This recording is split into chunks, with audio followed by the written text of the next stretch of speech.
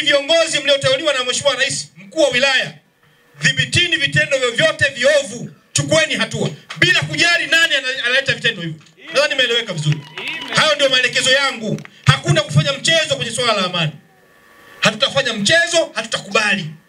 Tutachukua hatua bila kujali ni nani anafanya jambo hilo. Ambaye yeye anadhani anaweza kutingisha kiberiti, ajaribu na atakiona. Maelekezo yangu kwa wenye viti wa kamati za ulinzi na usalama, wakuu wa mikoa na wakuu wa wilaya kote nchini: imarisheni hali ya usalama katika mikoa yenu. Kila mmoja wenu amekabidhiwa mipaka ya maeneo yake. Kila mmoja wenu, kwa wakuu wa wilaya, mmekabidhiwa mamlaka yenu katika mipaka ya maeneo yenu. Yule ambaye atashindwa kutatua changamoto na migogoro ya chokochoko zinazoendelea kwenye wilaya yake, huyo maana yake kazi imemshinda.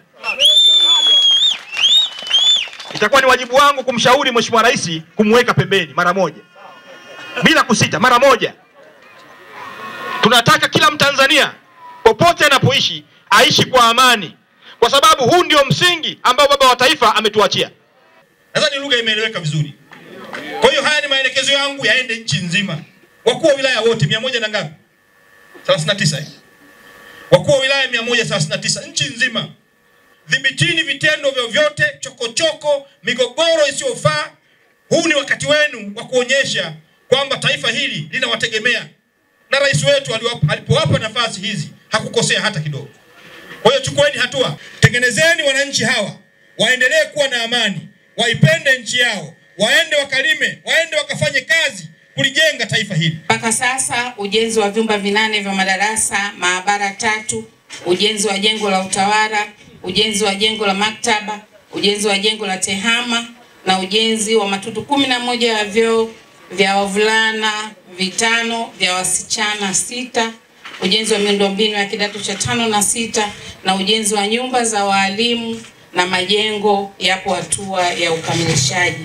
Mpaka ikifikapo tarehe 15 mwezi wa 5 majengo yote yatakuwa yamekamilika. Kwa heshima kubwa tunakushukuru kwa kuweza kuweka jiwe la msingi kwa madarasa ya kidato cha 5 na 6 yenye thamani ya shilingi milioni 480. Tunamshukuru sana Mheshimiwa Rais kwa kutuona sisi wananchi wa kata ya Ruanjiro. Sasa hivi tunaamini watoto wetu watasoma vizuri. Walikuwa wanasoma Ihango ambapo pana kilomita nyingi sana, pana umbali mrefu, lakini sasa hivi watoto wetu wanasoma hapa na tunaamini watoto wetu watasoma vizuri zaidi. Naomba nitumie nafasi hii kwa unyenyekevu mkubwa sana kukuomba Mheshimiwa Waziri, sisi wananchi wa kata ya Ruanjiro hapa tulipo sasa hivi mmetuletea miradi mzuri, lakini tuna changamoto kubwa ya vifaa vya tehama. Tunakuomba kikupendeza mtuangalie kwa jicho lingine la huruma. Lakini pia Mheshimiwa Waziri, tunakuomba